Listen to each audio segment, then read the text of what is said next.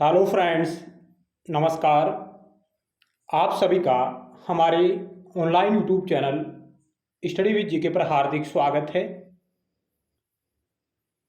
हम चर्चा कर रहे थे एनसीईआरटी क्लास 12 पॉलिटिकल साइंस, जिसकी बुक है समकालीन विश्व में राजनीति।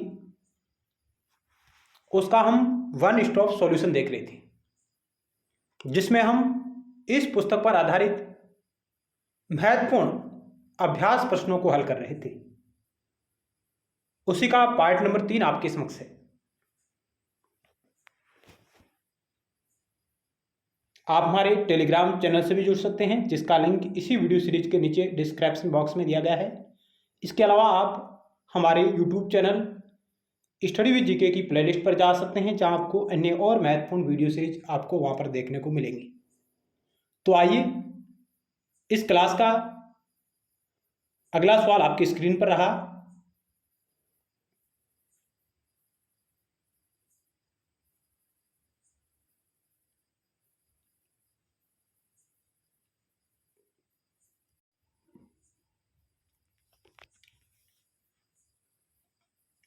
एक से 30 तक सवाल हम पार्ट 1 और पार्ट 2 में देख चुके हैं। आगे है 31 नंबर सवाल। सवाल क्या कह रहा है कि छोटे देश निम्नलिखित में से किन कारणों से महाशक्तियों के बड़े काम के थे। फिर आपको कूट का चयन करना है। 5 कथन आपको दिए गए हैं। छोटे देश महत्वपूर्ण संसाधनों, तेल और खनिज की दृष्टि से महाशक्तियों के लिए बड़े उपयोगी थे। भू क्षेत्र, ताकि यहां से महाशक्तियां अपने हथियारों और सेना का संचालन कर सके। सैनिक ठिकानों की दृष्टि से, जहां से महाशक्तियां एक दूसरे की जासूसी कर सके। और आर्थिक मदद, जिस गठबंधन में शामिल बहुत से छोटे छोटे देश सैन्य खर्च वहन करने में मददगार हो सकते थे, यानी कि आर्थिक मदद भी महाशक्तियों को दे सकते थे। और विचारधारा की दृष्टि से,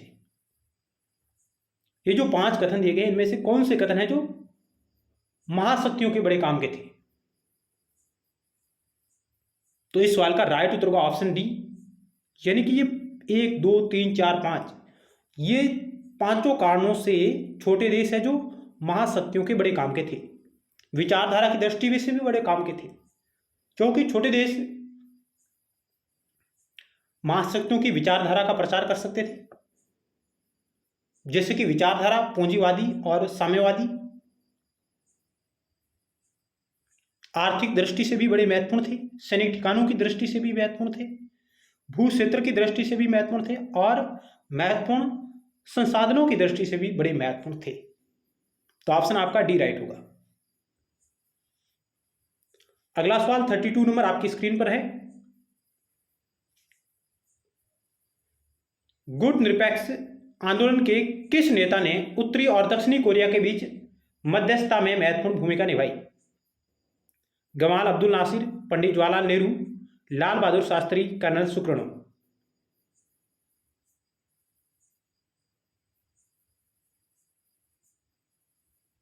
तो इस सवाल का राइट उत्तर होगा ऑप्शन 2, पंडित जवाहरलाल नेहरू ने गुट निरपेक्ष आंदोलन के नेता थे, और जिन्होंने उत्तरी और दक्षिणी कोरिया के बीच मध्यस्थता में भूमिका निभाई। हालांकि ये 4 और वाने एनुकर्मा, ये 5 है जो गुट निरपेक्ष आंदोलन के संस्थापक नेता कहलाते हैं, जिसमें लाल बहादुर शास्त्री शामिल नहीं है। इनकी जगह थे जोसेफ बराज टिटो, यानी Gamal Abdul Nasser, Pandit Jawaharlal Nehru, colonel Sukarno, Joseph Broz Tito और वाने एनुकर्मा। ये 5 नेताओं ने मिलकर गुट निरपेक्ष आंदोलन की नींव रखी थी। इनमें से पंडित जवाहरलाल नेहरू जी ने उत्तरी और दक्षिणी कोरिया के बीच मध्यस्थता करने में महत्वपूर्ण भूमिका निभाई। ऑप्शन 2 आपका राइट होगा।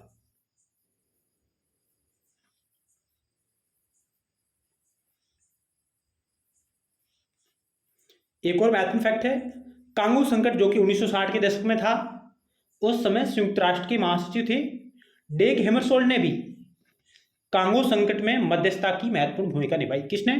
डेग हैमरशोल्ड, जो कि संयुक्त राष्ट्र के दूसरे महासचिव थे। पहले थे ट्रिगवेली, दूसरे थे डेग हैमरशॉल्ट, जिन्होंने कांगो संकट के समय मध्यस्थता में महत्वपूर्ण भूमिका निभाई। ये भी एक महत्वपूर्ण फैक्ट है, आपकी नजरों में होना चाहिए।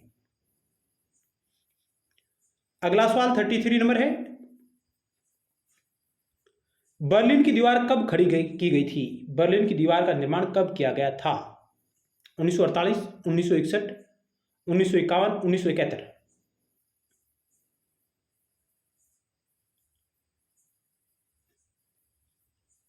इस सवाल का राइट उत्तर होगा ऑप्शन 2, 1961 में बर्लिन की दीवार खड़ी की गई थी, जो कि पश्चिमी बर्लिन को पूर्वी बर्लिन से अलग करती थी। शीत युद्ध के दौरान बर्लिन की दीवार शीत युद्ध का सबसे बड़ा प्रतीक थी। बर्लिन की दीवार शीत युद्ध का सबसे बड़ा प्रतीक थी। बर्लिन की दीवार 1961 में खड़ी की गई, जो कि पश्चिमी बर्लिन को पूर्वी बर्लिन से अलग करती थी। इस दीवार को 28 साल बाद 9 नवंबर 1989 को गिरा दिया गया था।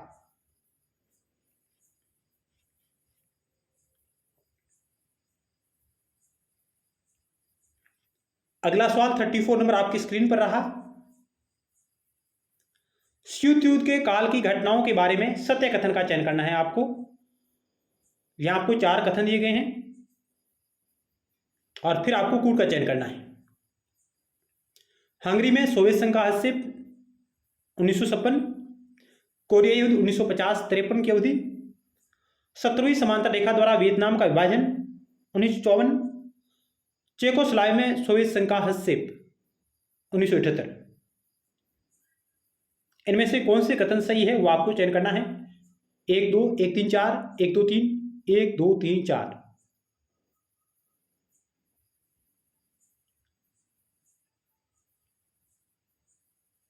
इस सवाल का राइट उत्तर होगा ऑप्शन सी, 1 2 3 बिल्कुल सही है।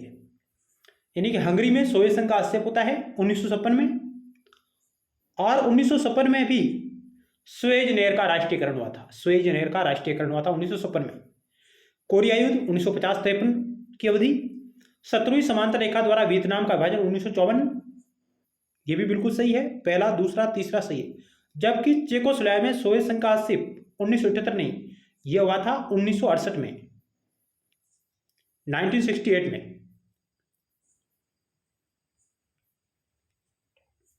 अगला सवाल है, क्यूबा में अमेरिका द्वारा प्रायोजित बे ऑफ पिग्स आक्रमण कब घटित हुआ? क्यूबा में अमेरिका द्वारा प्रायोजित बे ऑफ पिग्स आक्रमण कब घटित हुआ? 1956, 1958, 1961, 1967।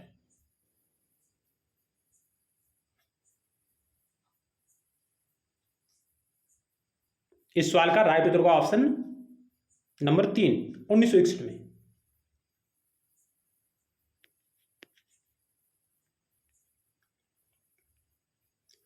अमेरिका द्वारा प्रायोजित बे ऑफ पिग्स आक्रमण क्यूबा के समाजवादी तानाशाह फिदेल कास्त्रो को सत्ता से हटाने के लिए किया गया एक गुप्त प्रयास था। यह आक्रमण अप्रैल 1961 में हुआ था। क्यूबा मिसाइल संकट के समय भी क्यूबा के नेता थे फिदेल कास्त्रो। क्यूबा में मिसाइल संकट हुआ है 1962 में, जब सोवियत संघ ने क्यूबा में मिसाइलें तैनात कर दी थी, और उस समय सोवियत संघ के नेता थे निकिता क्रुश्चेव, जबकि अमेरिका के नेता थे जॉन एफ कैनेडी।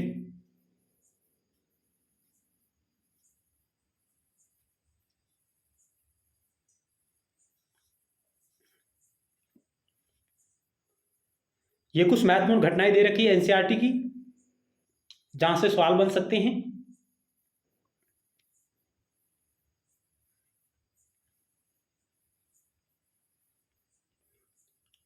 उन्नीस साम्यवाद को रोकने के बारे में अमेरिकी राष्ट्रपति ट्रूमैन का एक सिद्धांत आया। उसके बाद 1947 में मार्शल प्लान की घोषणा होती है, और इसके तहत पश्चिमी यूरोप के पुनर्निर्माण में अमेरिकी सहायता की गई थी। अमेरिका द्वारा कई बिलियन डॉलर की सहायता दी गई थी पश्चिमी यूरोप के देशों के आर्थिक पुनर्निर्माण में। 1948-49 की अवधि में पश्चिमी सोवियत संघ द्वारा बर्लिन की घेराबंदी की गई थी। सोवियत संघ के द्वारा बर्लिन की घेराबंदी की गई थी, और अमेरिका और उसके साथी देशों ने पश्चिमी बर्लिन के नागरिकों को जो आपूर्ति भेजी थी, जो उन्हें सहायता दी थी उसे सोवियत संघ ने अपने विमानों से उठा लिया था। 1950 और 53 की अवधि में कोरिया का युद्ध हुआ। उसके बाद में इन घटनाओं का कालक्रम भी आ सकता है परीक्षाओं में, या सुमेलित करने वाला भी सवाल आ सकता है, या कौन सी घटना कब घटित हुई। 1954 में क्या हुआ? वियतनामियों के हाथों बियान फू में फ्रांस की हार हो गई। जिनेवा समझौते पर हस्ताक्षर हुए। 17वीं समांतर रेखा द्वारा वियतनाम का विभाजन और सीएटो की स्थापना। South east Asian treaty organisation. 1954 से 75 की अवधि के मध्य वियतनाम में अमेरिकी हस्तक्षेप हुआ है। और 1955 में बगदाद समझौते पर हस्ताक्षर, और इस बगदाद समझौते को सेंटो के नाम से भी जाना जाता है।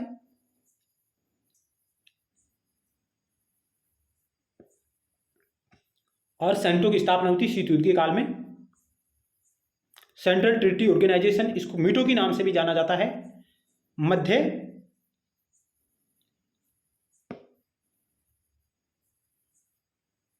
Treaty organisation.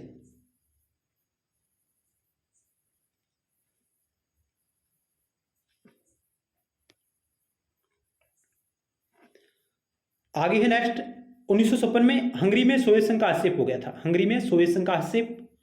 1961 में क्यूबा में अमेरिका द्वारा प्रायोजित बे ऑफ पिग्स का आक्रमण। 1961 में बर्लिन की दीवार खड़ी की गई। 1962 में क्यूबा मिसाइल संकट। 1965 में डोमिनिकन रिपब्लिक में अमेरिकी हस्तक्षेप। 1968 में चेकोस्लोवाकिया में सोवियत संघ का हस्तक्षेप हो गया था।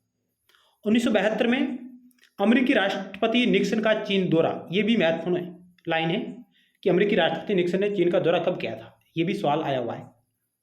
1978 और 1978 से 89 की अवधि में कंबोडिया में वियतनाम का हस्तक्षेप हुआ है। और आगे 1979 से 89 की अवधि में अफगानिस्तान में सोवियत संघ का हस्तक्षेप। और 1985 में मिखाइल गोर्बाचेव सोवियत संघ के राष्ट्रपति बने। मिखाइल गोर्बाचेव सोवियत संघ के राष्ट्रपति बने और सुधार की प्रक्रिया आरंभ की। ग्लासनोस्ट और पेरेस्ट्रोइका जैसे सिद्धांत प्रतिपादित किए। 1989 में बर्लिन की दीवार गिरी। पूर्वी यूरोप की सरकारों के विरुद्ध लोगों का प्रदर्शन हुआ। 1990 में जर्मनी का एकीकरण हो गया। और 1991 में सोवियत संघ का विघटन और शीत युद्ध की समाप्ति।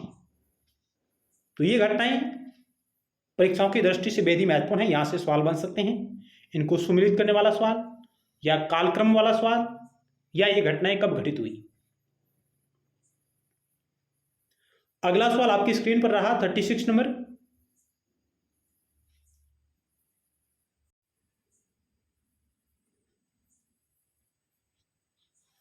सवाल क्या कह रहा है कि निम्नलिखित में से सत्य कथन का चयन कीजिए और फिर आपको कूट का चयन करना है।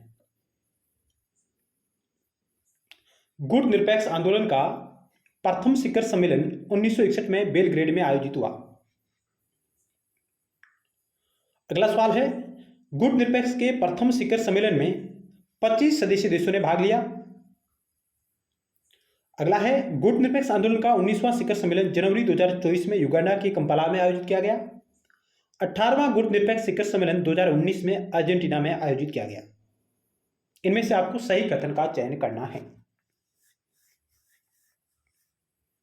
4 ऑप्शन आपके समक्ष रहे।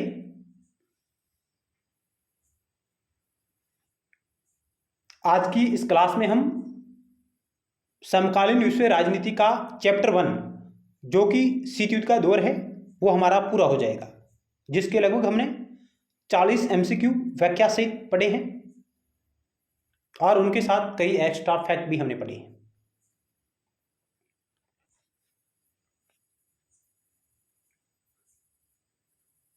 तो इस सवाल का राइट उत्तर का ऑप्शन सी 1, 2, 3 बिल्कुल सही है। 1, 2, 3। गुट निरपेक्ष आंदोलन का प्रथम शिखर सम्मेलन 1961 में बेलग्रेड में आयोजित हुआ। ये बात बिल्कुल सही है। इस शिखर सम्मेलन में यानी प्रथम शिखर सम्मेलन में 25 सदस्यीय देशों ने भाग लिया था। ये बात भी बिल्कुल सही है। गुट निरपेक्ष आंदोलन का 19वां शिखर सम्मेलन जनवरी 2024 में युगांडा के कंपाला में आयोजित किया गया था। ये बात भी बिल्कुल सही है। 18वां गुट निरपेक्ष शिखर सम्मेलन 2019 में अर्जेंटीना में आयोजित किया गया। अर्जेंटीना में नहीं, ये आयोजित किया गया था बाकू अजरबैजान में। बाकू अजरबैजान यहां आयोजित किया गया था। इसलिए आपका 1, 2, 3 ऑप्शन सही होगा। गुट निरपेक्ष आंदोलन की नींव 1955 के बांडुंग सम्मेलन में पड़ी, जिसमें एफ्रो एशिया की अफ्रीका और एशिया के 29 देशों ने भाग लिया था। यानी कि बांडुंग सम्मेलन होता है जहां पर गुट निरपेक्ष आंदोलन की नींव पड़ती है, उसमें एशिया और अफ्रीका के 29 देशों ने भाग लिया, जबकि इसका जो प्रथम शिखर सम्मेलन हुआ उसमें 25 सदस्यीय देशों ने भाग लिया।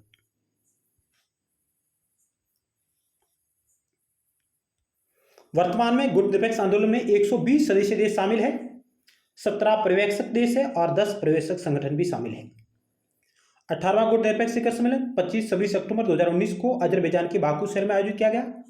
गुट निरपेक्ष आंदोलन का 19वां शिखर सम्मेलन, जो कि लेटेस्ट शिखर सम्मेलन है, जनवरी 2024 में युगांडा के कंपाला में आयोजित किया गया था।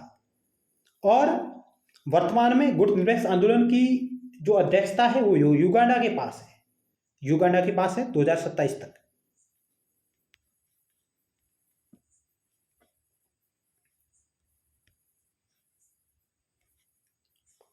कुछ एक्स्ट्रा फैक्ट भी हमने ऐड किए हैं एनसीईआरटी के। गुट निरपेक्ष आंदोलन के संस्थापक जोसेफ ब्राज टिटो, ये युगोस्लाविया के शासक थे, यानी लगभग 40 वर्षों तक इसके शासक रहे युगोस्लाविया के। दूसरे विश्व युद्ध में जर्मनी के खिलाफ ये लड़े थे। साम्यवादी सोवियत संघ से दूरी बनाए रखी इन्होंने, साम्यवादी सोवियत संघ से दूरी बनाए रखी, युगोस्लाविया में एकता कायम की। आगे हैं जवाहरलाल नेहरू जी, भारत के पहले प्रधानमंत्री थे, 1947 से 1964 तक रहे। इन्होंने एशियाई एकता, अनौपनिवेशीकरण और निशस्त्रीकरण के प्रयास किए, विश्व शांति के लिए शांतिपूर्ण सहअस्तित्व की वकालत की, विश्व शांति के लिए शांतिपूर्ण सहअस्तित्व की वकालत की। आगे है गमाल अब्दुल नासिर, सन 1970 तक मिस्र के शासक रहे। अरब राष्ट्रवाद, समाजवाद और साम्राज्यवाद का विरोध किया इन्होंने। स्वेज नहर का राष्ट्रीयकरण करने में इन्होंने महत्वपूर्ण भूमिका निभाई। इसकी वजह से 1956 में अंतर्राष्ट्रीय संघर्ष हुआ। गुट निरपेक्ष आंदोलन के 5 देशों के 5 नेता संस्थापक कहलाते हैं, जिनमें आगे हैं इंडोनेशिया के सुकर्णो और घाना के वामे एनुकर्मा। सुकर्णो इंडोनेशिया के पहले राष्ट्रपति थे, 1945 से 1965 तक रहे। इन्होंने स्वतंत्रता संग्राम का नेतृत्व किया, समाजवाद और साम्राज्यवाद का विरोध किया, बांडुंग सम्मेलन के आयोजक थे, जहां पर गुट निरपेक्ष आंदोलन की नींव पड़ी थी 1955 में। और बांडुंग सम्मेलन में अफ्रीका और एशिया के 29 देशों ने भाग लिया था। सैनिक विद्रोह के बाद इनका तख्तापलट हो गया था यहाँ इंडोनेशिया में। फिर आगे घाना के वामे एनुकर्मा, घाना के पहले प्राइम मिनिस्टर थे और घाना की आज़ादी की लड़ाई के अगुवा थे। अफ्रीकी एकता और समाजवाद के पक्षधर थे, यानी कि ये समाजवाद और अफ्रीकी एकता के पक्षधर थे। नव उपनिवेशवाद का इन्होंने विरोध किया था, नव उपनिवेशवाद है उसका इन्होंने विरोध किया था पुरजोर तरीके से। सैनिक षड्यंत्र में इनका भी तख्तापलट हो गया था। तो यहां से भी बेहतरीन सवाल आ सकते हैं। अगला सवाल आपकी स्क्रीन पर रहा, ये 37 नंबर। आपको सतह कथन का चयन करना है, फिर आपको कूट का चयन करना है। गुट निरपेक्षता का अर्थ पृथकतावाद नहीं है। गुट निरपेक्षता का अर्थ तटस्थता का धर्म निभाना है।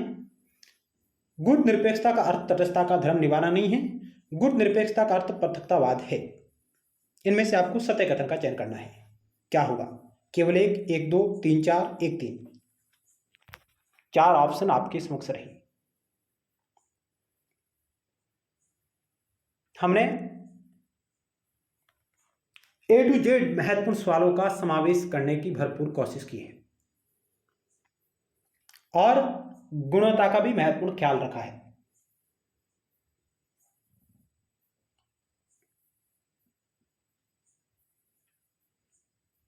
तो इस सवाल का राइट उत्तर का ऑप्शन डी, 1 और 3 सही है। गुट निरपेक्षता का अर्थ पृथकतावाद नहीं है। गुट निरपेक्षता का अर्थ तटस्थता का धर्म निभाना नहीं है, यानी कि पहला और तीसरा बिल्कुल सही है। जबकि गुट निरपेक्षता का पृथकतावाद है, ये बात बिल्कुल गलत है। गुट निरपेक्षता का अर्थ तटस्थता का धर्म निभाना है, ये बात भी गलत है। तो ऑप्शन डी राइट होगा, पहला और तीसरा बिल्कुल सही है। आइए इनके बारे में और जानकारी प्राप्त करते हैं। पृथकतावाद का अर्थ है अपने को अंतर्राष्ट्रीय मामलों से काट कर रखना। जबकि गुट निरपेक्ष आंदोलन के देश थे, उन्होंने अपने आप को अंतर्राष्ट्रीय मामलों से काट कर नहीं रखा था, इसलिए गुट निरपेक्षता का अर्थ पृथकतावाद नहीं है। जैसे उदाहरण के तौर पर 1787 में अमेरिका में स्वतंत्रता की लड़ाई हुई थी। इसके बाद से पहले विश्व युद्ध की शुरुआत तक अमेरिका ने अपने को अंतर्राष्ट्रीय मामलों से अलग करके रखा। उसने पृथकतावाद की विदेश नीति अपनाई थी। इसके विपरीत हम देखें तो गुट निरपेक्ष देशों में, जिसमें हम भारत भी शामिल है, उसकी बात करें तो शांति और स्थिरता बनाए रखने के लिए प्रतिद्वंदी गुटों के बीच मध्यस्थता में सक्रिय भूमिका निभाई थी भारत ने। यानी कि गुट निरपेक्ष देशों ने पृथकतावाद की नीति नहीं अपनाई।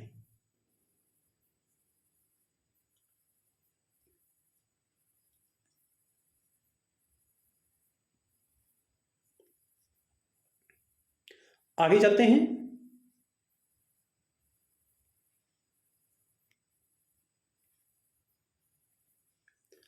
गुट निरपेक्षता का अर्थ तटस्थता का धर्म निभाना भी नहीं है, यानी गुट निरपेक्षता का अर्थ तटस्थता का धर्म निभाना भी नहीं है।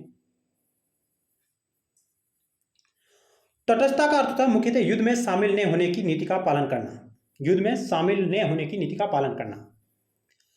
तटस्थता की नीति का पालन करने वाले देश के लिए जरूरी नहीं है कि वह युद्ध को समाप्त करने में मदद करे, बल्कि ऐसे देश को युद्ध में संलग्न भी नहीं होना चाहिए और नए युद्ध के सही गलत होने के बारे में उनका कोई पक्ष होना चाहिए। यानी कि जो देश तटस्थता की नीति का पालन कर रहा है उसे युद्ध में शामिल नहीं होना चाहिए और ऐसा देश युद्ध के बारे में सही गलत का भी निर्णय नहीं कर सकता, नहीं कोई पक्ष ले सकता है।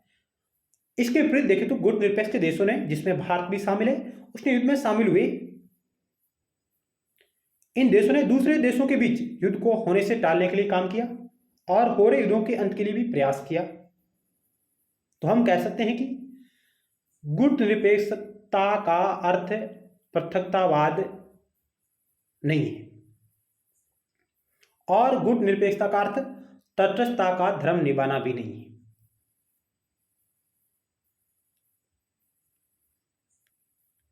तो ऑप्शन आपका 1 और 3 होगा। गुट निरपेक्षता पृथकतावाद नहीं है और गुट निरपेक्षता का तटस्थता का धर्म निभाना भी नहीं है।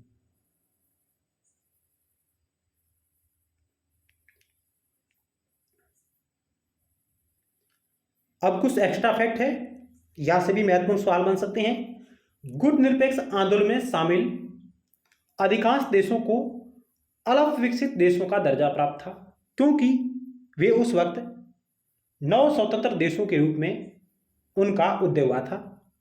इन देशों के सामने मुख्य चुनौती थी देश का आर्थिक विकास करना और जनता को गरीबी से उबारना। इसी समझ के साथ इन देशों ने एक ऐसी व्यवस्था की मांग की ताकि इन देशों का विकास हो सके और वह मांग थी नियो की। नियो का मतलब है नव अंतर्राष्ट्रीय आर्थिक व्यवस्था। नियो की धारणा का जन्म होता है गुट निरपेक्ष आंदोलन के देशों के द्वारा, जिनको हम तरते विश्व के देश भी कह सकते हैं। गुट निरपेक्ष आंदोलन के देशों को हम तरते विश्व के देश भी कह सकते हैं। इन देशों ने नव अंतर्राष्ट्रीय आर्थिक व्यवस्था की मांग की, नियो की मांग की, और इसी मांग को अमली जमा पहनाने के लिए धीरे धीरे 1972 में संयुक्त राष्ट्र संघ के व्यापार और विकास से संबंधित एक सम्मेलन हुआ। United Nations conference on trade and development, UNCTAD का एक सम्मेलन होता है, जिसमें towards a new trade policy for development शीर्षक से एक रिपोर्ट प्रस्तुत की गई। इसमें रिपोर्ट प्रस्तुत की गई थी towards a new trade policy for development. इस रिपोर्ट में वैश्विक व्यापार प्रणाली में सुधार का प्रस्ताव किया गया, यानी कि नियो के तहत नव अंतर्राष्ट्रीय आर्थिक व्यवस्था का खाका क्या होना चाहिए, उससे संबंधित इसमें सुधार यानी सुझाव दिए गए थे। वैश्विक व्यापार प्रणाली में सुधार का प्रस्ताव किया गया था। आगे भविष्य में नव अंतर्राष्ट्रीय आर्थिक व्यवस्था के तहत क्या प्रावधान होने चाहिए। इस रिपोर्ट में कहा गया कि सुधारों से अल्प विकसित देशों को अपने उन प्राकृतिक संसाधनों पर नियंत्रण प्राप्त होगा जिनका दोहन पश्चिम के विकसित देश करते आ रहे हैं। यानी कि इस रिपोर्ट में कहा गया कि यदि वैश्विक व्यापार प्रणाली में सुधार किया जाएगा तो अल्प विकसित देशों को अपने उन प्राकृतिक संसाधनों पर नियंत्रण प्राप्त होगा जिनका दोहन केवल पश्चिम के विकसित देश कर रहे हैं, क्योंकि उनके पास प्रौद्योगिकी है, तकनीकी है, धन है। अल्प विकसित देशों की पहुंच पश्चिमी देशों के बाजार तक होगी। यदि हम वैश्विक प्रणाली में सुधार करेंगे तो इन अल्प विकसित देशों की पहुंच है जो पश्चिमी देशों के बाजार तक होगी, वे अपना सामान बेच सकेंगे और इस तरह गरीब देशों के लिए व्यापार फायदेमंद होगा। तीसरी बात थी, पश्चिम के देशों से मंगाई जा रही प्रौद्योगिकी की लागत कम होगी यदि अंतर्राष्ट्रीय वैश्विक प्रणाली में सुधार होगा तो, और अल्प विकसित देशों की अंतर्राष्ट्रीय आर्थिक संस्थानों में भूमिका बढ़ेगी। इस प्रकार नव अंतर्राष्ट्रीय आर्थिक व्यवस्था का उदय होता है। तरते विश्व के देशों के द्वारा, तरते विश्व के देशों को हम गुटनिरपेक्ष देश भी कह सकते हैं, विकासशील देश, अल्प विकसित देश भी कह सकते हैं। और ये तरते विश्व के देश मुख्य रूप से दक्षिणी गोलार्ध के देश माने जाते हैं।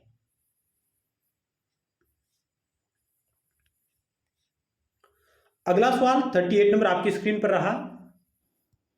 एलटीबीटी जिसको हम कहते हैं, इसकी फुल फॉर्म है लिमिटेड टेस्ट बैन ट्रीटी, सीमित परमाणु परीक्षण संधि के बारे में आपको सत्य कथन का चयन करना है और फिर आपको कूट का चयन करना है, कौन से कथन सही है। सवाल को हमेशा ध्यान से पढ़ना चाहिए, सत्य पूछा है या असत्य पूछा है, तो हमें सत्य कथन का चयन करना है। इस संधि के तहत वायुमंडल, बाहरी अंतरिक्ष तथा पानी के अंदर भूमिगत परमाणु हथियारों के परीक्षण पर प्रतिबंध लगाया। इस संधि पर अमेरिका, ब्रिटेन, सोवियत संघ ने मॉस्को में 5 अगस्त 1963 को हस्ताक्षर किए। यह संधि 10 अक्टूबर 1963 से प्रभावी हो गई। इसे आंशिक परमाणु परीक्षण प्रतिबंध संधि पीटीबीटी के नाम से भी जाना जाता है। क्या होगा इस सवाल का राइट उत्तर?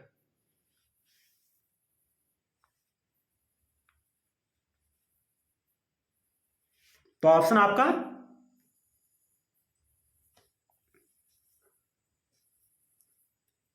आपको सत्य कथन का चयन करना था।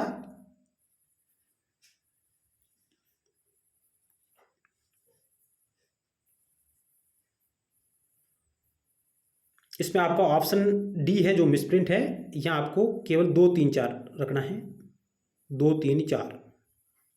ऑप्शन आपका डी राइट होगा,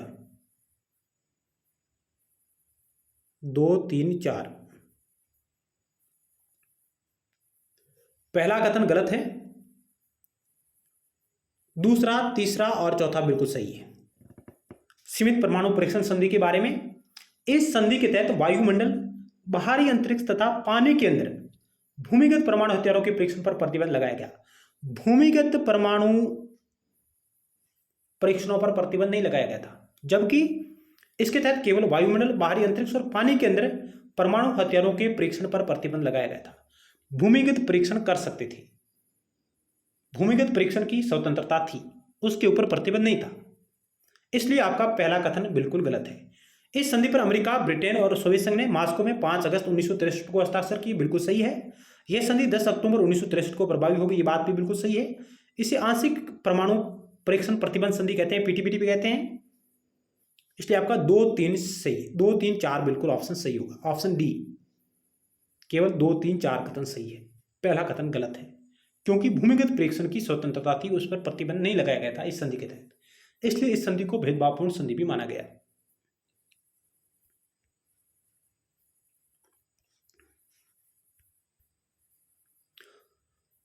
सीमित परमाणु परीक्षण प्रतिबंध संधि एलटीबीटी परमाणु परीक्षणों को नियंत्रित करने के लिए बनाई गई एक संधि है। इस संधि के तहत वायुमंडल, बाहरी अंतरिक्ष, पानी के नीचे परमाणु परीक्षणों पर प्रतिबंध लगाया गया। हालांकि भूमिगत परीक्षणों पर इस संधि का कोई प्रतिबंध नहीं था, यानी कि भूमिगत परीक्षणों पर यह संधि प्रतिबंध नहीं लगाती है। इसे पार्शियल टेस्ट बैन ट्रीटी पीटीबीटी आंशिक परमाणु परीक्षण प्रतिबंध संधि भी कहा जाता है। इस पर मॉस्को में 5 अगस्त 1963 को हस्ताक्षर हुए और यह संधि 10 अक्टूबर 1963 को प्रभावी हो गई, यानी लागू हो गई।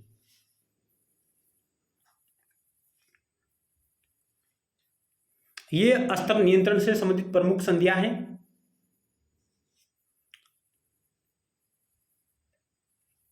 हथियारों की रोकथाम के लिए अगली संधि है परमाणु अप्रसार संधि एनपीटी। एनपीटी यह संधि केवल परमाणु शक्ति संपन्न देशों को एटमी हथियार रखने की अनुमति देती है, यानी कि परमाणु अप्रसार संधि एनपीटी जिसे हम कहते हैं, यह संधि केवल परमाणु शक्ति संपन्न देशों को एटमी यानी परमाणु हथियार रखने की अनुमति देती है और बाकी देशों को ऐसा हथियार हासिल करने से रोकती है। परमाणु अप्रसार संधि के उद्देश्यों को ध्यान में रखते हुए उन देशों को परमाणु शक्ति संपन्न देश माना गया जिन्होंने 1 जनवरी 1967 से पहले किसी परमाणु हथियार अथवा अन्य विस्फोटक परमाणु सामग्रियों का निर्माण और विस्फोट किया हो, यानी कि जिन देशों ने 1 जनवरी 1967 से पहले परमाणु परीक्षण कर लिया है वे परमाणु शक्ति संपन्न राष्ट्र माने जाएंगे। और इस परिभाषा के अंतर्गत 5 देश आते हैं। उस वक्त आते थे अमेरिका, सोवियत संघ यानी रूस, ब्रिटेन, फ्रांस और चीन को परमाणु शक्ति संपन्न माना गया और बाकी देशों पर यह संधि प्रतिबंध आरोपित करती है कि आप परमाणु हथियारों का निर्माण नहीं कर सकते, नए हथियारों को हासिल कर सकते हैं। इस संधि पर 1 जुलाई 1968 को वाशिंगटन, लंदन और मॉस्को 3 जगह हस्ताक्षर हुए और यह संधि 5 मार्च 1970 से प्रभावी हो गई। इस संधि को 1995 में अनियत काल के लिए बढ़ा दिया गया।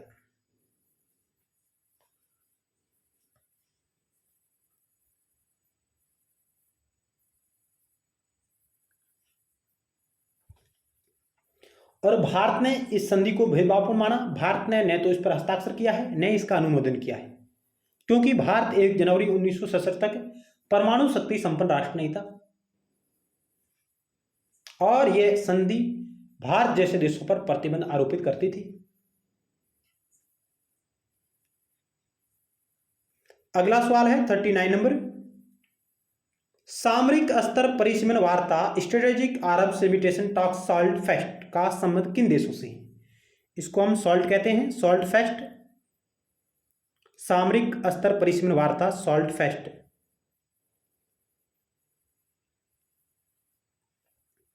का संबंध किन देशों से? संयुक्त राज्य अमेरिका और यूएसएसआर, अमेरिका और यूके, अमेरिका और फ्रांस, अमेरिका और जापान, इटली।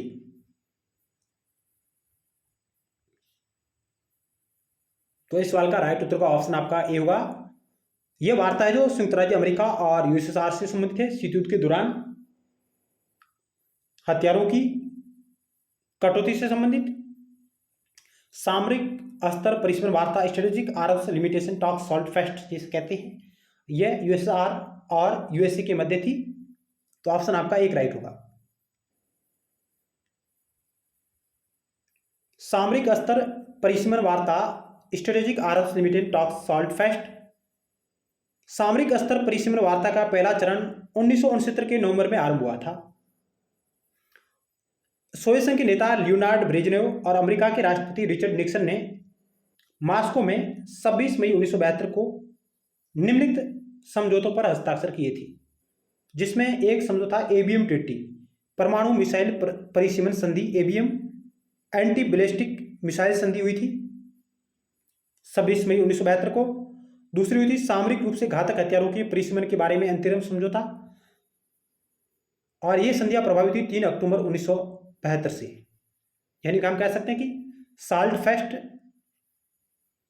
अमेरिका और सोवियत संघ के मध्य कब ये हुआ? 1972 में।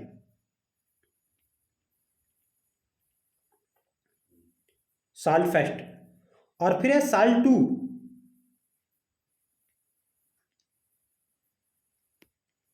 ये साल्ट 2 वार्ता सामरिक स्तर परिसीमन वार्ता सेकेंड वार्ता का दूसरा चरण 1972 के नवंबर महीने में शुरू हुआ और अमेरिकी राष्ट्रपति जिमी कार्टर और सोवियत संघ के नेता लियोनार्डो ब्रेजनेव ने वियना में 18 जून 1979 में सामरिक रूप से घातक हथियारों के परिसीमन से संबंधित संधि पर हस्ताक्षर किए। तो मोटे मोटे तौर पर हम कह सकते हैं कि ये दोनों संधियां यानी दोनों साल्ट 1 और साल्ट 2 अमेरिका और रूस यानी यूएसएसआर के मध्य साइन हुई थी। साल्ट फेस्ट पर हस्ताक्षर 1972 में हुए और 1972 में ये लागू हो गई। और साल्ट सेकेंड पर हस्ताक्षर आपके 18 जून 1979 को हुए और उस वक्त ये संधि लागू हो गई। साल्ट फेस्ट है जो अमेरिकी राष्ट्रपति रिचर्ड निक्सन और लियोनार्ड ब्रेजनेव के मध्य, जबकि दूसरी संधि है जो ये अमेरिकी राष्ट्रपति जिमी कार्टर और सोवियत संघ के नेता लियोनार्ड ब्रेजनेव के मध्य हुई थी। तो यहां से बेहतरीन सवाल आ सकते हैं इन संधियों का, कब लागू हुई, कब हस्ताक्षर हुई, किन के मध्य हुई। अगला सवाल 14 नंबर आपकी स्क्रीन पर रहा। सामरिक अस्त्र न्यूनीकरण संधि सेकेंड स्ट्रेटेजिक आर्म्स रिडक्शन संधि स्टार्ट 2 पर किसने हस्ताक्षर किए? इस संधि को हम कहते हैं स्टार्ट 2। एक हुई थी स्टार्ट फेस्ट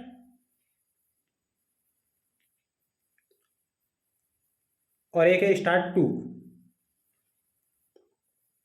हम बात करें स्टार्ट 2 पर हस्ताक्षर किसने किए थे? 4 ऑप्शन हैं। रूसी राष्ट्रपति बोरिस येल्त्सिन और अमेरिकी राष्ट्रपति जॉर्ज बुश सीनियर, अमेरिकी राष्ट्रपति जॉर्ज बुश सीनियर और सोवियत संघ के राष्ट्रपति गोर्बाचेव, अमेरिकी राष्ट्रपति जॉर्ज बुश जूनियर और सोवियत संघ के राष्ट्रपति गोर्बाचेव, अमेरिकी राष्ट्रपति जिमी कार्टर और सोवियत संघ के नेता लियोनार्डो ब्रेजनेव। तो इस सवाल का राइट उत्तर होगा ऑप्शन 1, रूसी राष्ट्रपति बोरिस येल्त्सिन और अमेरिकी राष्ट्रपति जॉर्ज बुश सीनियर ने इस संधि पर हस्ताक्षर किए थे 1993 में, जबकि फेस्ट हुई थी आपकी 1991 में। Start fest 1991, start second 1993।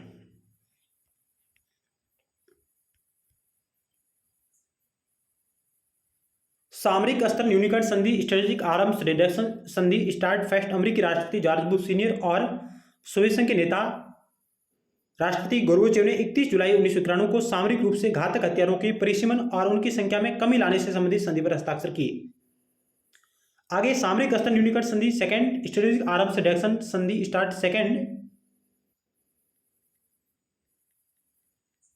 सामरिक रूप से घातक हथियारों को सीमित करने और उनकी संख्या में कमी करने से संबंधित इस संधि पर रूसी राष्ट्रपति बोरिस येल्त्सिन और अमेरिकी राष्ट्रपति जॉर्ज बुश सीनियर ने मॉस्को में 3 जनवरी 1993 को हस्ताक्षर किए थे। तो हम कह सकते हैं कि स्टार्ट फेस्ट 1991 और start second 1993, salt fest 1972, salt second 1979।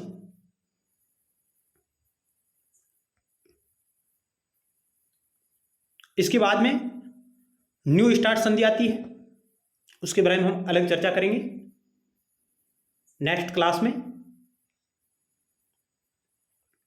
आज हमने इस क्लास में यानी कि इन 3 पार्टों में 1 से 40 तक महत्वपूर्ण अभ्यास प्रश्नों के बारे में चर्चा की है। समकालीन विश्व राजनीति का अध्याय 1 शीत युद्ध का दौर। अगली क्लास में हम अन्य और महत्वपूर्ण सवालों के बारे में चर्चा करेंगे। तब तक के लिए धन्यवाद।